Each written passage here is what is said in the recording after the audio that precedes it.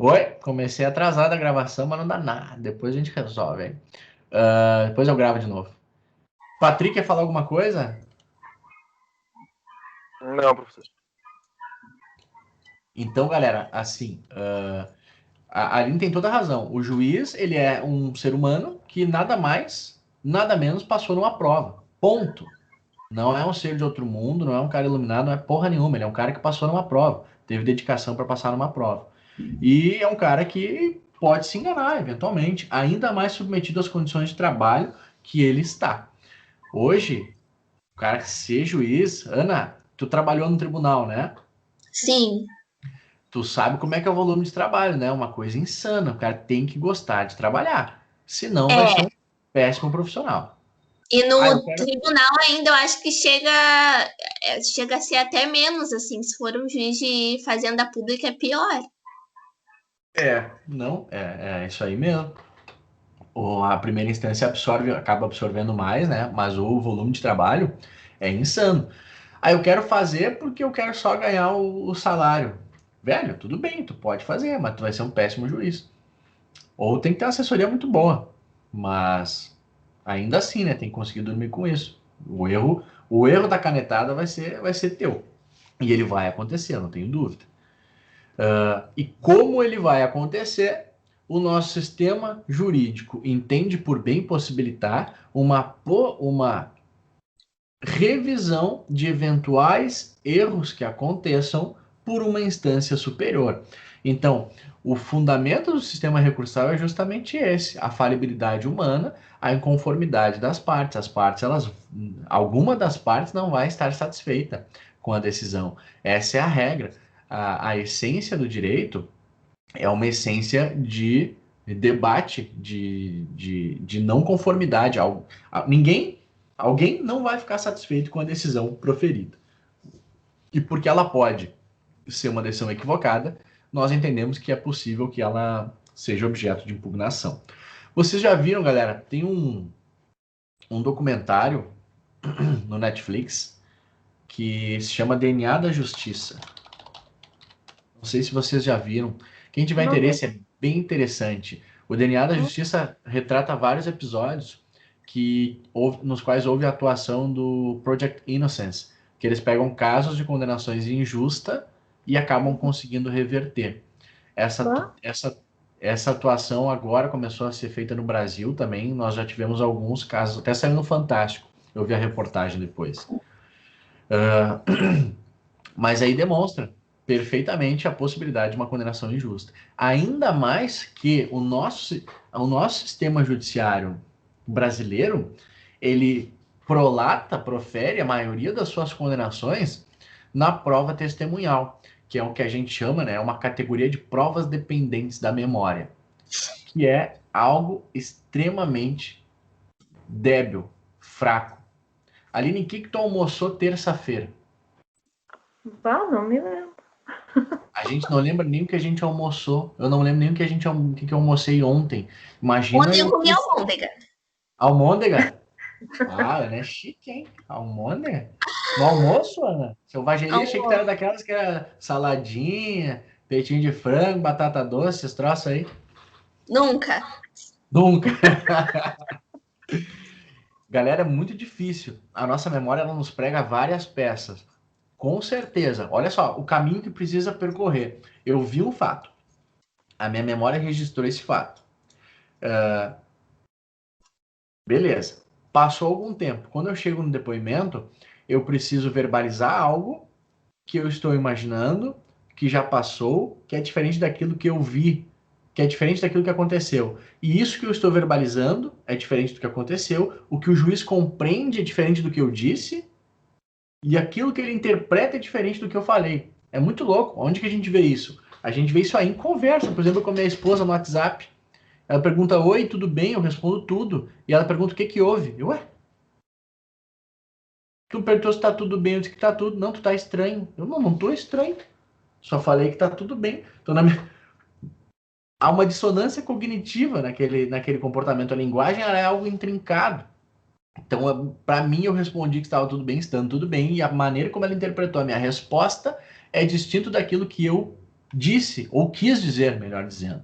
Existe um caminho muito grande e muita coisa se perde. E o nosso ordenamento jurídico ele é essencialmente fundamentado na prova testemunhal. Isso é muito problemático, muito mesmo. Tem uma professora que estuda bastante isso, que se chama Janaína Matida. E ela é bem ativa no Instagram, se vocês quiserem depois ver as coisas que ela posta, que ela escreve e tal. É bem legal. E isso adquire ainda maior dificuldade no âmbito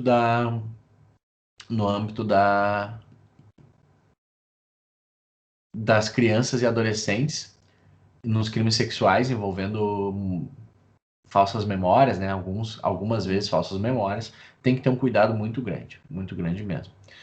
Então, se acontece nos Estados Unidos, o ordenamento jurídico no qual a prova técnica é o que prevalece, e para a gente, prova técnica é coisa de outro mundo.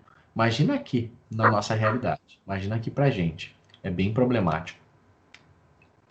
Eu lembro várias vezes, quando eu trabalhava no tribunal, a gente via as condenações, né, via a sentença, enfim, os acórdãos, e aí o juiz fundamentava lá. De acordo com a prova técnica produzida nos autos, está comprovada, sei lá, a responsabilidade penal. Prova técnica carrega um peso muito grande. Quando a gente fala essa expressão prova técnica, parece que é um argumento de autoridade. Aí eu ia atrás da prova técnica. O que era a prova técnica? Prova técnica, às vezes, em caso de trânsito, era um croquis feito à mão pela autoridade policial que atendeu a ocorrência. Eram os bonequinhos, palitinhos, assim, desenhado à mão. E tinha um palitinho no chão, outro carro ali. Cara, é óbvio que isso é um elemento importante. Só que a gente não pode usar esse subterfúgio de nomenclatura, prova técnica, para considerar demasiado, dar peso demasiado ao elemento que deve ser interpretado dentro de um contexto, dentro de um conjunto. Então, eu faço essa conversa com vocês aqui para a gente ter essa responsabilidade, essa necessidade de pensar seriamente sobre o nosso sistema probatório. Mas aí, quem... Bom, a Ana é a única que quer fazer concurso, então quer ser juíza. Aline, Patrick e Rafael, vocês não pensam em fazer concurso? Nada? Eu penso em fazer concurso também. Pensa, Patrick. Qual concurso tu pensa, cara? Eu vou fazer todos, né? Mas o ideal seria promotor ou juiz também. Mas eu vou fazer para delegado, vou me tirar em todos. Show de bola. Não, são ótimos concursos. Tá para abrir aí para delegado, se eu não me engano. Show de bola. Nós temos então uma juíza, um delegado ou promotor, ou juiz também. Rafael e Aline, advocacia? Ó, Rafael, advogado. Aline também. Coisa boa. Tá dinâmica a nossa classe aqui. Vamos tentar abordar as atividades de todas as carreiras. Galera, então aqui falamos ali, né, sobre os principais pontos introdutórios, consideração sobre a teoria geral dos recursos, os efeitos dos recursos. Nós temos o efeito suspensivo, efeito devolutivo. Em alguns, isso aqui assim não é tão importante para a gente, mas é importante a gente pelo menos ver, né, qual é o efeito e qual é o efeito incidente em qual recurso. Mas quando for importante eu falo para vocês. Depois a gente entra ali nas espécies de recursos. Aí começa a ficar interessante. Aí a gente vê... porquê? Aí a gente vê quais são os recursos existentes no nosso ordenamento jurídico. Temos o recurso em sentido estrito. O recurso em sentido estrito ele tem duas aplicações bem importantes. As outras não são tão frequentes. Por exemplo, as duas mais importantes é quando há a interposição de recurso em sentido estrito de decisão que rejeita denúncia ou queixa. Então, o Ministério Público oferece uma denúncia, o juiz rejeita essa denúncia, é possível que o Ministério Público se insurja com base em um recurso em sentido estrito. Mas a hipótese principal, mais utilizada, é o recurso em sentido estrito da decisão de pronúncia. Então, a prolação de uma sentença de pronúncia, o juiz, a parte, o réu normalmente, né, interpõe recurso em sentido estrito para impugnar aquela sentença de pronúncia. Sempre uma sentença de pronúncia é quando o juiz manda o réu ser julgado pelo tribunal do júri. Pronuncia o réu para que responda perante o tribunal do júri. Dessa decisão é cabível o recurso em sentido estrito.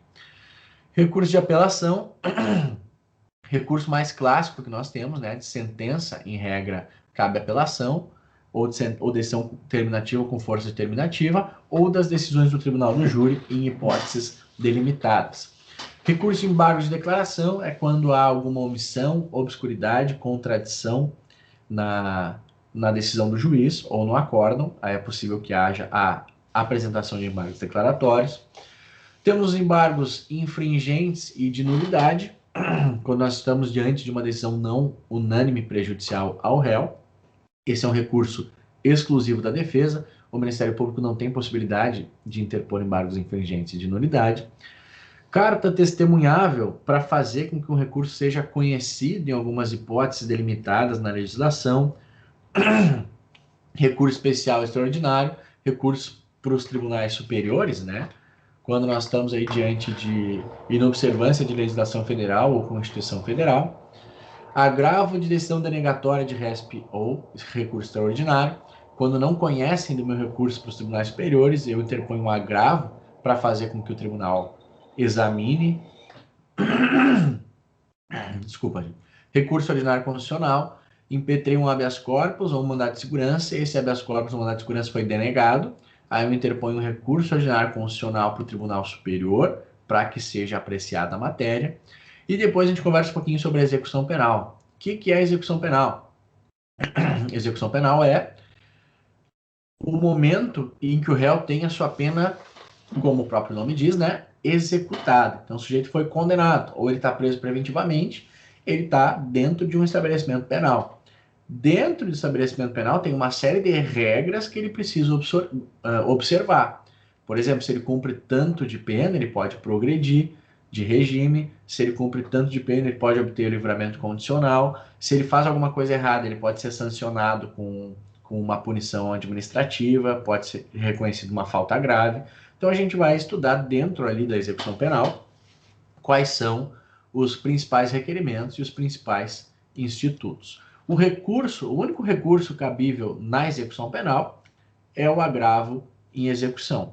Eventualmente pode-se utilizar habeas corpus na execução penal, só que o habeas corpus não é recurso. Habeas corpus é uma ação autônoma de impugnação. Tem que ter cuidado com isso, tá? E por fim, aí nós vamos conversar justamente sobre elas, as ações autônomas de impugnação. Habeas corpus. Temos o habeas corpus liberatório, o habeas corpus preventivo e o habeas corpus profilático. A gente pode impetrar um habeas para soltar alguém, pode impetrar um habeas para impedir que alguém seja preso, ou pode impetrar um habeas para eventualmente tentar trancar um processo que seja ilegal. Temos o mandado de segurança. Qual é a aplicabilidade do mandado de segurança no âmbito criminal? Maior hipótese de incidência para ter acesso aos autos. Então, tenho o direito de ter acesso aos autos, delegado em defé, eu impetro o mandado de segurança. E a revisão criminal. Revisão criminal é uma espécie de ação rescisória lá no direito civil. Eu posso rever uma condenação transitada em julgado, caso sobrevenha alguma das hipóteses do artigo 621. Uma prova nova, ou a constatação de que a condenação foi baseada em prova falsa, alguma coisa nesse sentido. E sobre isso que vamos falar no decorrer do semestre, galera. Alguém tem alguma dúvida, quer fazer alguma pergunta, cantar uma música, contar uma piada? Não? O que eu tinha pensado em conversar com vocês hoje era isso, era a gente falar sobre a nossa avaliação, explicar o funcionamento do semestre e dar uma pinceladinha aqui nos pontos específicos que a gente vai conversar. Se alguém não tiver nenhuma pergunta, nenhum questionamento, eu acho que nós podemos ficar por aqui. Então tá, minha gente. Então tá. Muito bom ver vocês. Tava com saudades. Que bom ver vocês aí. Quem abriu a câmera. Um beijo no coração de vocês todos, viu? Tava com saudades. Fiquem com Deus. Boa sexta. Bom final de semana. Cautela na selvageria aí, viu, galera? Tá tudo meio conturbado. Vamos com calma na selvageria. Vamos manter a liberdade, manter a vida e a liberdade, é o foco, a saúde nesse momento, né, galera? Mas se der qualquer problema... Manter o réu primário, né? Oi?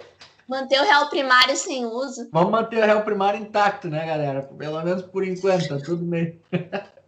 Gente, Beijo para vocês, viu? Tava com saudade. Até mais, sexta que vem a gente conversa. Qualquer coisa me chame, tá? Dúvida aqui sobre conteúdo, me avisem mesmo. Valeu, valeu, valeu. Tchau, tchau, prof. Obrigado. Até mais. Tchau, tchau, galera. Valeu, prof.